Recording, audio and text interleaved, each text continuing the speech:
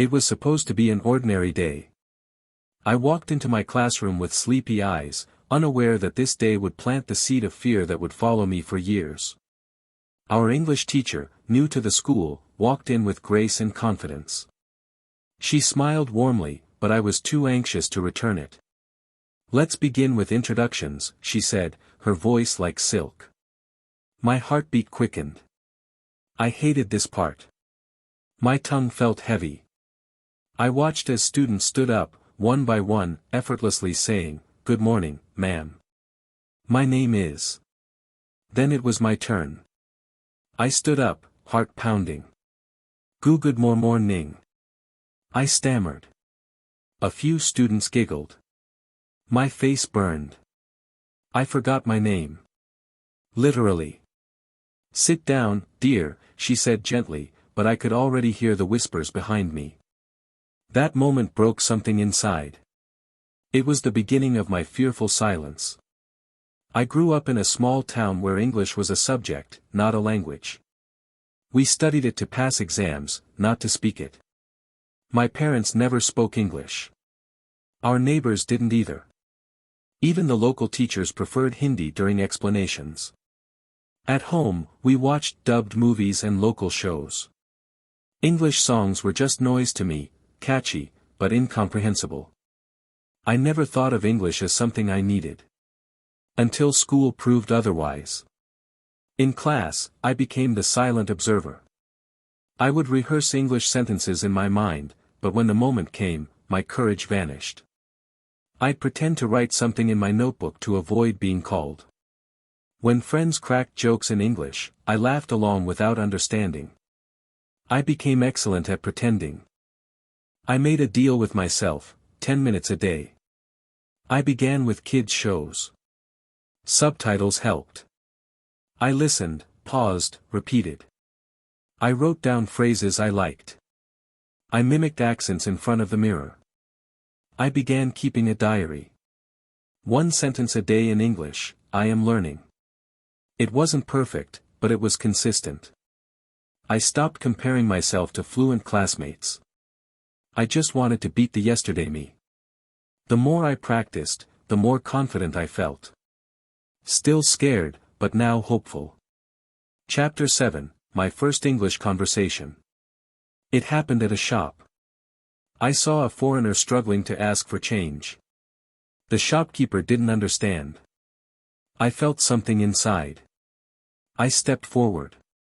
"He want change," I said. "Grammar? Wrong. But message? Clear." The man smiled. The shopkeeper nodded. I smiled, too. It was just 1 line. But for me, it was a breakthrough. After that, I tried more. "Good morning, ma'am. How are you?" Small steps, big wins. I was still afraid. But for the first time, fear was walking behind me, not blocking my way. I had come a long way from stammering through greetings. I could now hold small conversations, understand basic English videos, and even write short paragraphs. But progress came with comparison. I watched fluent speakers, polished accents, perfect grammar. I felt like an imposter. Was I truly improving, or just mimicking without understanding? That fear crept in again, maybe I'll never sound like them. But then I read a quote, "Don't compare your beginning to someone else's middle." It struck a chord. I had fought through silence to get here. I had to keep going, on my journey. I realized that textbooks alone weren't helping me feel the language. I needed learning to be fun. I began watching movies I loved, in English. I kept subtitles on, then off. I rewound scenes and repeated dialogues aloud. I wasn't just studying English anymore, I was living it. I created playlists of English songs, learned the lyrics, and sang along. I found podcasts on topics I enjoyed. I read storybooks meant for kids. I wasn't ashamed, because learning is learning. That's when I discovered, I'm a visual and emotional learner. I needed to feel the language, not just memorize it. I built daily habits. Nothing huge, just consistent. Mirror talk, 10 minutes every morning. Journal writing, 1 page each night. 3 words a day, learn, write, use in a sentence. English only time, 30 minutes daily, no exceptions.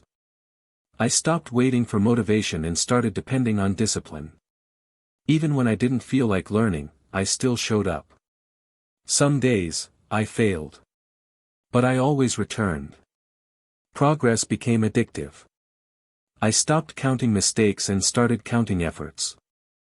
When our teacher announced presentations in English, the class groaned. But I felt ready. I picked a topic I loved, the power of kindness. I wrote my speech in rough English. I practiced every night. I stumbled, corrected, repeated. The day came. Hands trembling, voice shaking, but I spoke. I didn't aim for perfection. I aimed for connection. When I finished, there was a pause, and then applause. I didn't just speak English that day. I conquered fear. Soon after, a shy girl approached me. "How do you speak so confidently now?" she asked. I smiled. I saw my old self in her. I shared my tricks, subtitles, mirror talk, journaling. She listened like it was magic. Word spread. More students joined our conversations. I began a small English practice group. We met every week, laughed at our errors, and celebrated small wins. I wasn't the silent one anymore. I was the helper, the guide. Helping others learn helped me grow. One day, I filmed myself speaking about my journey. I didn't plan to upload it. But something told me, someone might need to hear this. I posted it with shaky hands. The title? How I Overcame My English Fear.